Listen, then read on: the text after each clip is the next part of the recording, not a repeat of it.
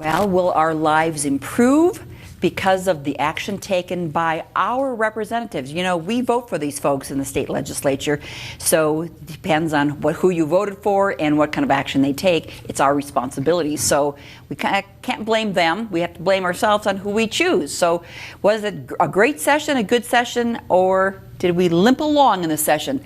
Gerald, Ortiz, Pino, thank you so much for being our guest. And again, thank you for your service, 19 years and running in the state legislature. It's just been a blur. I didn't, until you say it, it's hard to believe it's been 20 years, basically. Next year it'll be 20. Since you're our representative, can't you stop the clock? Can't you stop We time? tried passing a law about time and it didn't work. But let's slow it down. Can we slow it down?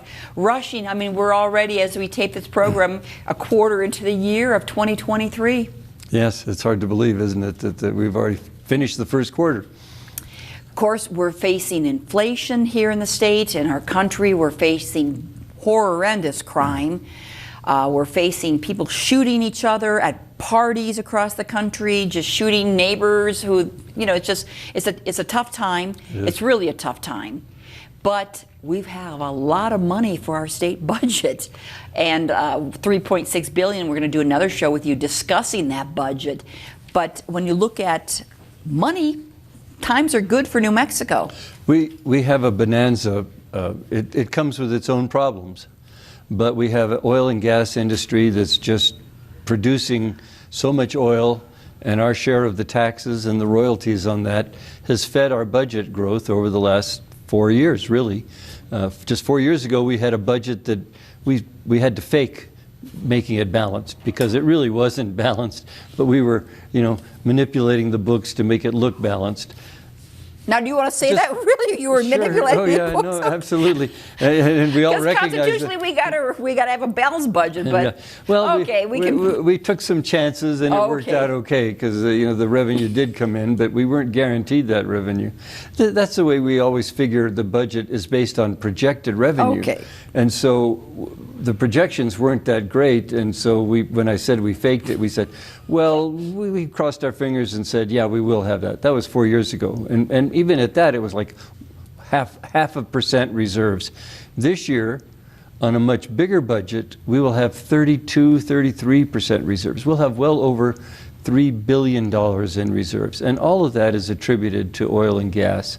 Now, there's a lot else going on in the state. We have a lot of, the economy is generally really active in the state right now. We have a lot of jobs being created. Unemployment is at an all-time low.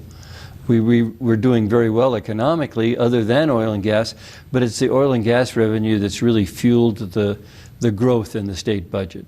Otherwise, we would be doing okay. We would probably be carrying 5-6% reserves, which has always been viewed as healthy. 33% reserves? That's astounding. Let's talk on this show about the budget, and the next show will include some of the things that passed also here. Oh, okay. And what passed what didn't pass, some of the major issues. But let's talk about that budget. We had $3.6 billion of new revenue from taxpayers, from those guys, me, you, and the oil and gas industry. Let's start with what's on most people's probably mind is the $500 surplus rebate check. Oh, yeah. And the $1,000 for couples per couple rebate check that'll be sent out, I think, in June. That was passed. Yes. And the governor did not veto it, so it was something that was discussed. $500 to help with inflation, help with the price of gasoline. Really, doing this show was $4 a gallon when I drove here. It was $4 a gallon. Yeah. So my question to you is, people are saying, yay, we get this $500 back. We can discuss other ways, other things could have been done with this money. But my question to you is, why isn't a larger portion given back to the oil and gas industry where much of this surplus came from? Oh, they don't need it. Well, no, I know, right? But I was thinking, fairness-wise, they generated much of the surplus, the $3.6 billion surplus. Yes. So proportionally, why aren't they getting back a percentage of what they gave? Why are you dispersing it to everybody else? Well, because... Was that ever discussed? No, never. Never. I always question the fairness of giving everybody back money that was generated by the oil and gas industry. Well, yeah, but when I said they don't need it, I'm absolutely, we could give money back to billionaires, but we choose to give it back to the people at the low end of the economic scale. And that's kind of the thinking there, that they're making money off of our natural resource. It's the people of the state that own that oil and gas. They're letting this oil company drill on public land, pull the oil out, make a lot more than they're paying us in taxes. And I mean, they're not complaining about the tax rate. They're actually, they pay probably less here than they do in some other states. So we're not getting complaints from oil and gas. Now, we did have a couple of bills that would have eased things for the oil and gas industry. What do they call those bleeder wells? Those where they let the gas all it's at the tail end of their productivity. They're just not producing as much and so the big companies will frequently sell those wells to smaller oil producers who can still make a good living with maybe 15, 20 barrels of oil a day coming out of a bleeder well. Well, there was some efforts made to give tax breaks to the owners of those bleeder wells. They didn't pass, and oh no, I'm not championing. Yeah. Championing the oil and gas. I was just, in my mind, always thought, well, we really got the money from them. Why don't they get a proportion of it back? Yeah, that was my question. I was just trying to clarify that we didn't even discuss, because there was at least that bill that came up to try to give some relief to the small oil producers. But there's so much oil down there, and we're talking basically about the Permian Basin now in southeast New Mexico. There is so much oil that they're projecting that this flow of oil could continue for the next 5 to 6 years at this rate. Wow. And now the price of oil will affect how much we realize from it. And that's why I say that it comes with its own problems. We're making so much off oil and gas because you paid $4 at the pump this morning. Yes. If the price of gas that we pay at the pump goes down to $2, we won't be making the bonanza at the state level, because they won't be making as much money. The oil companies won't be making as much. And just the last question on this is, because I bet our viewers are thinking, and I'm thinking, why am I paying $4? It was really $3.99, but why am I paying $4? Well, really, it's $3.99.99, so it's $4. Why am I paying $4 for regular gas when there's so much? Why is it so high? Well, I mean, there's so much in New Mexico, but worldwide there's a shortage. And that's why. I mean, when Russia went to war with Ukraine, when the Arab countries decided to limit production, when Venezuela can't sell their oil because nobody will buy it from them, there is a growing demand that outstrips the supply worldwide. In New Mexico, we have a surplus. But we're one of the few areas that... But also, I think the refinement of it, isn't that a situation too? There aren't enough refineries. There's a lot of oil and gas that we have, but not enough to refine it. Yeah, I mean, I think if there were more oil, there would be more refineries, because there is such a demand. It's just that if you build more refineries, but there's not enough oil to put through the pipes, it's not going to happen. We're talking first about the oil and gas industry, because they do generate, about a third of our revenue? Almost a third of our revenue comes now from just that one source, the oil and gas industry. Wow. So and we've been focusing on oil, but the gas also went up a lot over the winter, because the demand was so great all over the world for natural gas, and the price jumped, which you paid, we all paid when we paid our gas bill. At least doubled our gas bills as well.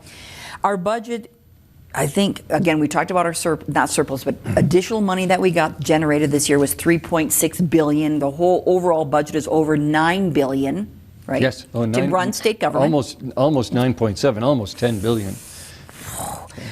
But of that new money, about a third of it went to new spending, about a third of it is being given back, and about a third of it is going to permanent funds and future spending. That's the 33%, or there more money put into other permanent funds that were generated? We created a few new permanent funds. I mean, that's a strategy that we've adopted over the last few years to take this bonanza.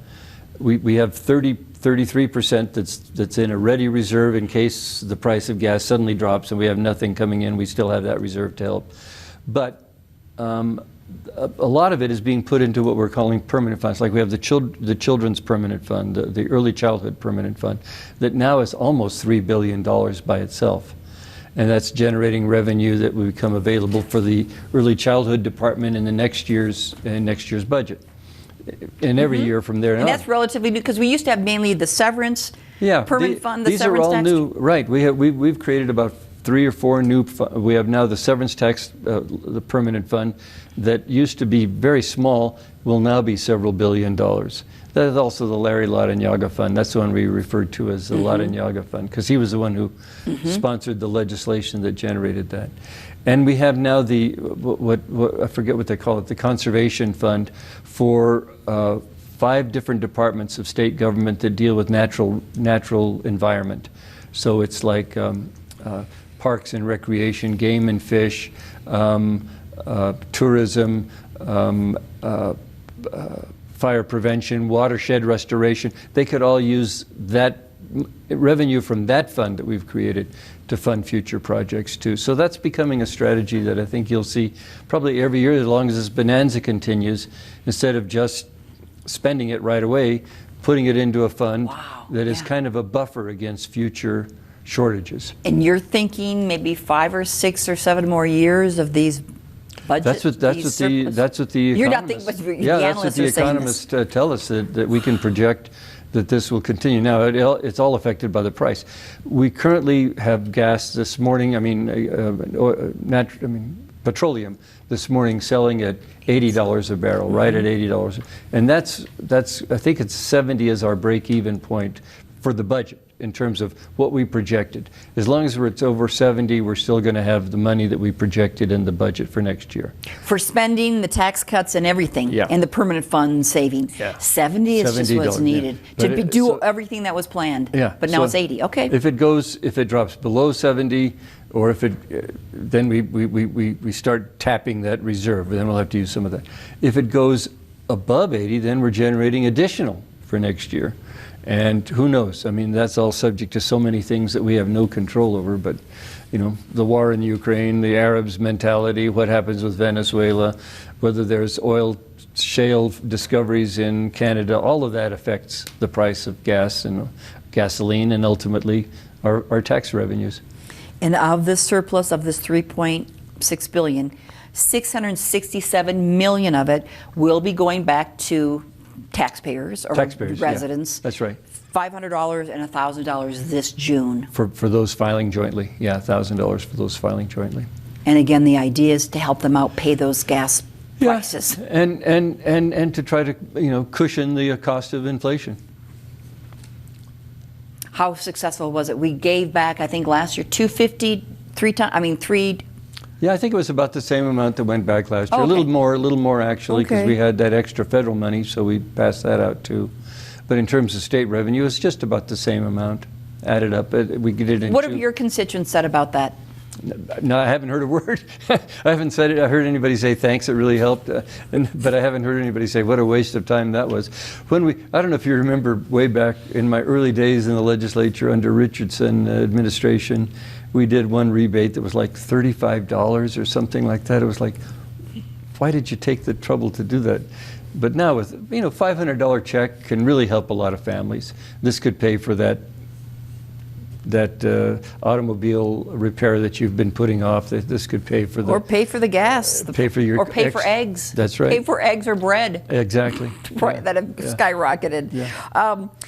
Was there discussion, instead of giving this back, of doing other things with this surplus, $667 million, meaning maybe a different, bigger impact than helping something to generate more business here in the state, to encourage more people to come in with better paying jobs? Yeah, well, of course, that's not the only thing we did. So besides that, we also did a lot of these other things. We had proposed cutting the gross receipts tax, which would be a huge benefit to businesses. The governor vetoed that. We'll talk about that in our next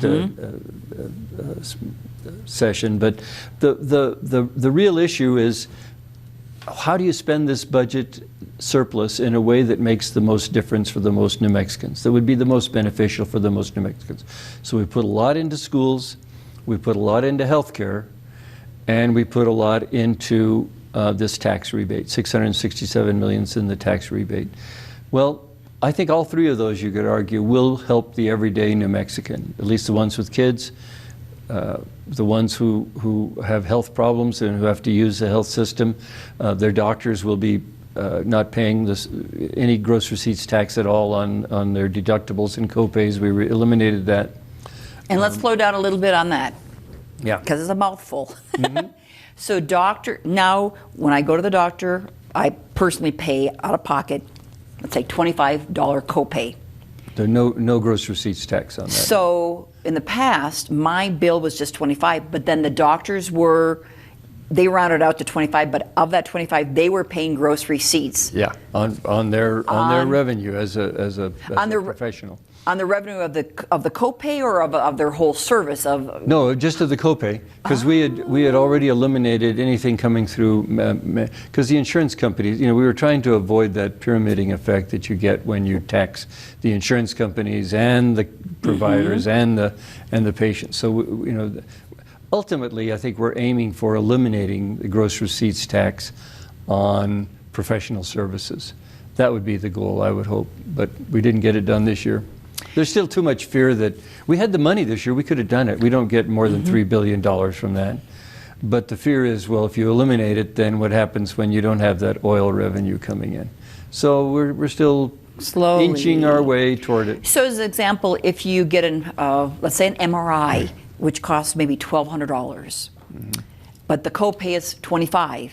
Right now, what are the doctors having to pay gross receipts on? Before the law, before they would just be paying it on the copay. They didn't have to pay it on the. No, not if it came through a managed care company. We had eliminated that. Okay. Yeah, but if you just paid let's say you're one of the few that have no insurance whatsoever. You're not on Medicare. You don't have any insurance. You just have to pay cash upon delivery. So I go to see the doctor, it's $100. He would have to pay, he would charge you. My dentist, for example, I don't have dental insurance. When I get my dental work, there's gross receipts tax charged. That you pay? Yeah. The doctor does not pay? Well, he passes it on, yeah. Some doctors will pass it, will not charge you, they'll just do it themselves. Not too many. Yeah. But to retain these doctors in New Mexico, which was the goal, we want to eliminate a part of a pyramiding effect or gross receipts on just the copay. Yeah. That was enough to keep hopefully keep them here, just reducing that? Well, that's one of the things. The other thing was the whole liability, what do you call it, medical malpractice insurance. That's over the last 3 years, that's been a constant struggle. Okay, that was trying to find a way to find a balance that doesn't drive doctors out of the state because their insurance costs go up so high. Or they couldn't even find insurance. And those were the freestanding clinics that couldn't even find insurance. And they convinced us they couldn't. At first there were a lot of legislators that said, oh, you can always find insurance. They pretty well convinced us that there were no insurance companies willing to take that risk on for them. I don't know, So we eliminated, or we reduced we kicked the can down the road, basically. We said they don't have to pay the increased fees for the next 3 years. So we bought some time. We haven't resolved the problem of medical malpractice insurance because, and it depends on whose lens you're looking through. If you're looking through the doctor who has to pay it, it's way too high. If you're looking through the lens of the patient who had a surgical catastrophe at the hands of a doctor who made a bad mistake, and you're then faced with a lifetime of health care bills or inability to support your family, then you'll want enough insurance to pay for what you're going to have to suffer through. So it is a balancing act between the two differing demands. Regarding the budget, the governor vetoed some tax increases. Now, some people say, well, why would we be having tax increases when we have a $3.6 billion surplus? Yeah. So she let stand this rebate to go back to people, the $667 million, but she did veto some tax increases. Yes, the two I can think of were, we had increased the tax on alcohol slightly. It was only going to generate about, I think, $6 million new revenue, because it was like a penny a drink was the actual tax increase. And that was all going to go to treatment, go into alcoholism treatment programs, alcohol and drug treatment programs. She vetoed that. And then the other one was to help pay for what we had proposed as a reduction in the gross receipts tax. Quarter cent this year, no, an eighth of a cent this year, eighth of a cent, eighth of a cent, eighth of a cent, ultimately leading over 4 years to a half a cent decrease in gross receipts tax. And that did pass? No, it was vetoed. Oh, that reduction. So to pay for that, we had proposed increasing the money we get from capital gains. But she vetoed both the capital gains increase and the gross receipts tax decrease. So we're back to the drawing board with her for next year. Why did she veto the quarter cent reduction in gross receipts, which we Good heard? question. I don't know. I mean, her original rationale was, well, you know, we can't really count on oil and gas for the future. But it was, you know, the numbers didn't add up. So we'll see. You know, we're going to try to persuade her that we really can't afford to cut our gross receipts tax. That would benefit everybody right away. Regarding this 1 cent, that, of course, it was vetoed, but for treatment, what's the status of cannabis, medical marijuana, recreational marijuana, recreational cannabis? What's the status of the issues regarding, are we finding more impaired drivers? Are we finding more problems, or just revenue? Yeah, well, and not all that much revenue, to be honest. You know, they're really, I think, performing about as well as we anticipated in terms of sales. We're realizing about $3 million a month in state revenue from cannabis, recreational cannabis sales, because there's no tax on the medical cannabis. We eliminated that. So, you know, our net effect is we're getting about $3 million a month more in state revenue from cannabis. The cities and counties are also getting some revenue. We're not counting that. Because they're selling about $30 million a month, and we get about 10% for the state. So it's not that big Colorado, a deal. when they started up, how many years ago, with legalizing recreational, there were problems. We're not having many problems here, Senator? You know, we haven't had reports of that. Well, so the things that the pediatricians, for example, were very concerned that kids were having access to it. Well, we tried to make sure that the packaging wasn't attractive to kids, that there was a penalty for letting kids, and if you leave your gummies out and the kids eat it and get sick, there is a penalty for you for doing that. So we tried to deal with that, and I have to say honestly, we didn't hear a lot of concerns about impaired driving increased. I mean, what it tells me is that probably they were just as impaired before, but now they're paying a tax.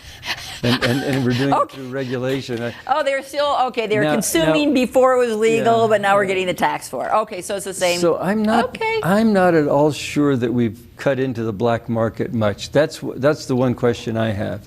You know, whether really we've reduced the attraction of illegal cannabis purchases just from on the street. That I don't know. It looks like we certainly have plenty of dispensaries. I drive through Espanola, and there's about 6 between the time I get into town at the south end and exit at the north end. There's at least 6 on that one street, and that's not a very big city. And they're all over Albuquerque too, as you know. So I think there's going to be a shakeout of all of those. There's so many cannabis dispensaries now. They can't all be doing that well because the sales aren't going up that much. Okay. I think what Colorado ran into when they first started, they were the only ones. So everybody, you know, New Mexicans would go up to Colorado, and Oklahomans and Kansas and Utahns, and everybody would go to. That's not the case now because everybody has their own legal, except Texas. So we're still doing very well down in Sunland Park. And on the border, Clovis, I think, right? Clovis on the border, all of those cities that are bordering Texas are doing very well with their cannabis sales. Great, good. And the medical is going down. We're trying to make sure that it stays good because they don't pay a tax. But because you can buy cannabis so freely elsewhere, we think one of the things that was at work there, you had to still, even though there wasn't a tax, you still had to go every year for a doctor's checkup and a reevaluation. And that was costing, it could cost as much as $100 because insurance won't cover that one. So we changed the law this year. The health department proposed it, and we changed it so that you only have to go for a doctor's checkup every 2 years. And so you're authorized to have 2 years. So they may prefer just to pay the tax and go Yeah. to even find a doctor Yeah. to do it. Yeah. Senator Gerald Ortiz Pino, District 12, 19 years in the legislature. We're going to have you back talking about all the bills and still even more about the budget. But we've got 30 seconds left. Anything else about this budget that you'd like to share? About the budget, I think we really put some major emphasis on education, both higher education and K-12. And I think you're going to see, hopefully, we begin reaping the benefits of that. We're still trying to recover from COVID, and so the schools have really taken a blow. But hopefully this extra spending, the raises for teachers, raises for educational assistants, and the extra days, we added some extra days at the end of the school year, will start making our scores do better, and people be a little more confident that we're getting the results that our expending such additional money will require. Fantastic. Thank you so much, State Senator Gerald Ortiz Pino, and thanks for watching, and for KCHF TV for bringing you this program. I'm Diane Kinderwater. Make it a great week with your family. We'll see you next time. Bye-bye.